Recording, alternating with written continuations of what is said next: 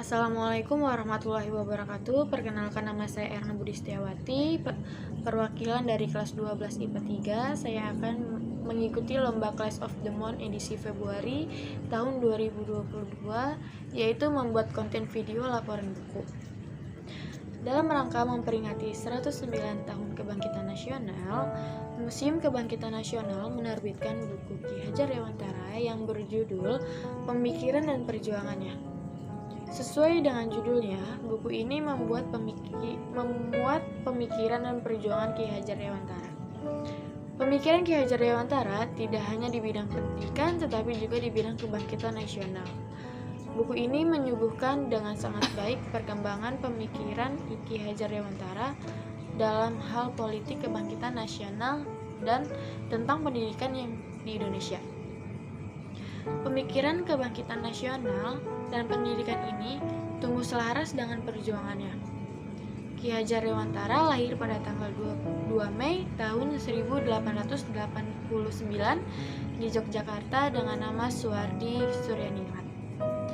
Beliau adalah kerabat Pakualam, itulah sebabnya beliau menganyam pendidikan sekolah Belanda, bahkan sampai ke Stovia, sekolah untuk para calon dokter Jawa.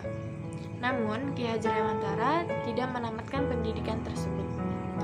Lingkungannya, keluarganya, yaitu Pakualaman, sangat berpengaruh terhadap cara berpikir dan bertindak Suwardi Suryaningrat.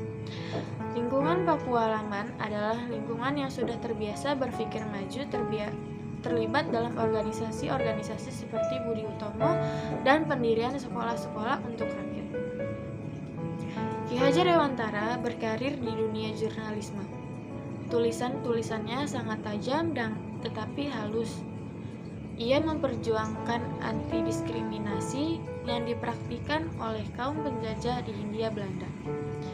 Bahkan, saat sudah dalam membuangkan di Belanda, beliau masih sangat aktif menjadi jurnalis.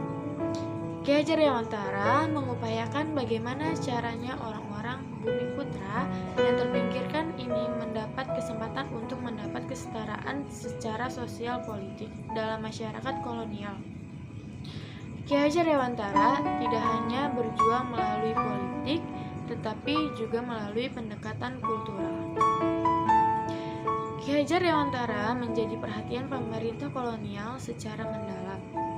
Saat beliau menerbitkan artikel berjudul "Seandainya Aku Seorang Belanda", artikel ini secara keras mengkritik pemerintah kolonial yang akan memperingati kemerdekaan Belanda dari Prancis, di mana biayanya dibebankan oleh rakyat.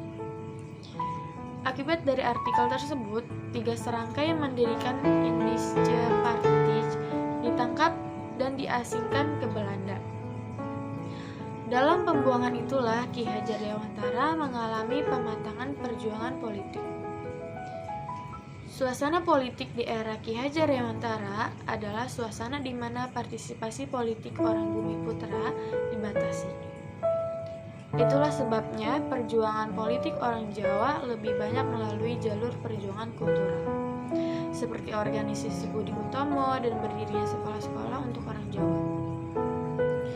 Kiprah Ki Hajar Dewantara di bidang perjuangan nasional bermula dari organisasi Budi Utomo. Namun, saat kesempatan berpolitik secara aktif terbuka, Ki Hajar Dewantara segera memanfaatkannya. Ia bergabung dengan Douwes Dekker dan Djipto Mangunkusumo mendirikan Indische Partij. Meski partai ini tidak mendapat izin dari pemerintah kolonial dan akhirnya mati, namun berdirinya partai ini telah membuat tonggak nasionalis di Hindia Belanda. IP telah membangkitkan semangat kebangsaan, termasuk kepada organisasi syarikat Islam, gagasan modernisme dan reformasi Islam yang muncul di Universitas Al-Azhar di Kairo bertemu dengan semangat kebangsaan yang dipicu oleh 3 serangkai. Saat dibuang ke Belanda, gagasan perjuangan politik dan pendidikan Ki Hajar Dewantara matang. Profesinya sebagai jurnalis membuat ia memahami apa yang sedang terjadi di negeri Belanda. Ia terus berhubungan dengan situasi politik Belanda. Saat pembuangan di Belanda, juga dimanfaatkan oleh Ki Hajar Dewantara untuk mempelajari sistem pendidikan yang baik. Keluarga Ki Hajar Dewantara tidak mendapatkan dukungan keuangan yang cukup saat berada di Belanda. Untuk menambah penghasilan, Sutartinak, istri Ki Hajar Dewantara, mengajar di sebuah taman kanak-kanak. Diilhami oleh profesi istrinya sebagai guru, Ki Hajar Dewantara mengambil kuliah sangat singkat tentang pendidikan. Bekal ilmu dari kuliah inilah yang kemudian membawa Ki Hajar Dewantara bisa mendirikan taman siswa yang sangat bagus.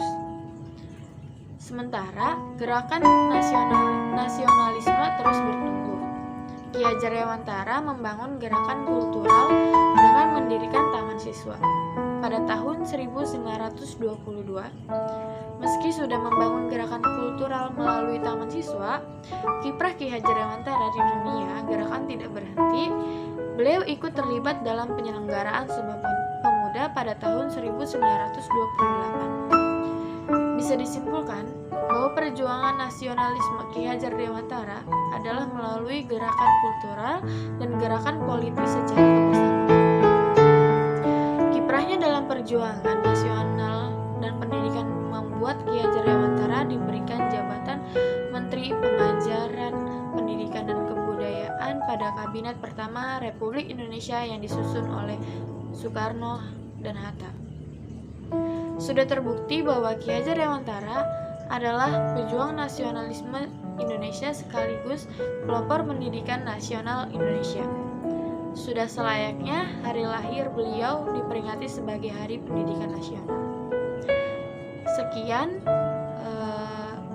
pembacaan novel yang saya bacakan, kurang lebihnya mohon maaf. Wassalamualaikum warahmatullahi wabarakatuh.